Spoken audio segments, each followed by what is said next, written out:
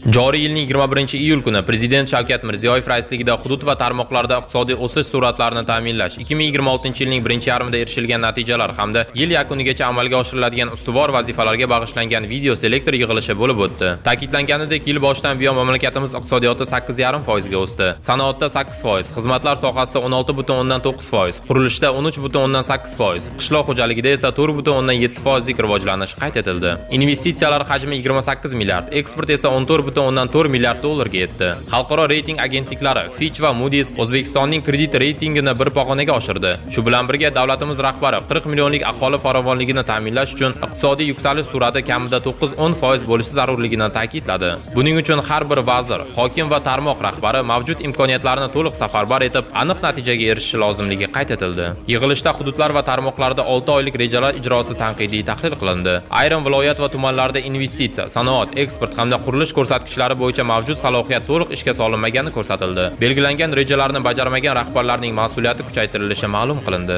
Prezident har qanday iqtisodiy ko'rsatkich avvalo odamlar turmush darajasida o'z aksini topishi kerakligini ta'kidlab, infratuzilmani yaxshilash, bandlikni ta'minlash, tadbirkorlikni qo'llab-quvvatlash va aholi daromadlarini oshirish bo'yicha mutlaqo yangi yondashuv joriy etilishini bildirdi. Yig'ilishda mahalla yettiligi faoliyatini takomillashtirish masalasiga ham alohida e'tibor qaratildi. Dolzarb 40 kunlik doirasida eng murakkab 2000 ta mahallada elektr, gaz, ichimlik suv va yo'l infratuzilmasi bilan bog'liq muammolarni hal etish bo'yicha amaliy ishlar boshlangani qayd etildi. Tadbirkorlikni rivojlantirish va biznes muhitini yaxshilash masalalari ham muhokama qilindi. Prezidentimiz nazorat qiluvchi idoralar tadbirkorni jazolashdan avval unga amaliy ko'mak berishi va muammoni bartaraf etish yo'lini ko'rsatishi zarurligini ta'kidladi.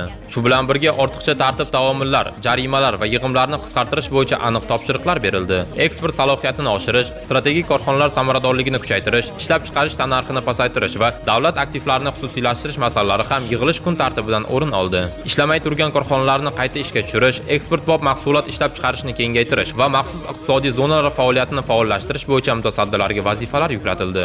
Shuningdek, milliy brendlarni xalqaro bozorlarga olib chiqish, logistika infratuzilmasini rivojlantirish, temir yo'l orqali yuk tashish imkoniyatlarini kengaytirish hamda yirik investitsiya loyihalarining ijrosini qat'iy nazorat qilish zarurligi ta'kidlandi. Yig'ilishda inflyatsiyani jilovlash, oziq-ovqat xavfsizligini mustahkamlash va chorvachilikni qo'llab-quvvatlash masalalari ham muhokama qilindi. Meva-sabzavot mahsulotlarini saqlash quvvatlarini kengaytirish, yangi sovutgichli omborlarni ishga tushirish va ichki bozorda narxlar barqarorligini ta'minlash bo'yicha topshiriqlar berildi. Video selektor yig'ilishi yakunida Prezident Shavkat Mirziyoyev global iqtisodiyotdagi noaniqliklar sharoitida barcha rahbarlar mavjud zaxiralarini to'liq safarbar etishi zarurligini ta'kidladi. Tarmoq va hududlar kesimida ilmiy asoslangan takliflar ishlab chiqilib, 2027-yil uchun makro iqtisodiy ko'rsatkichlar, investitsiya va eksport dasturlari safarbarlik ssenariysi asosida shakllantirilishi belgilandi.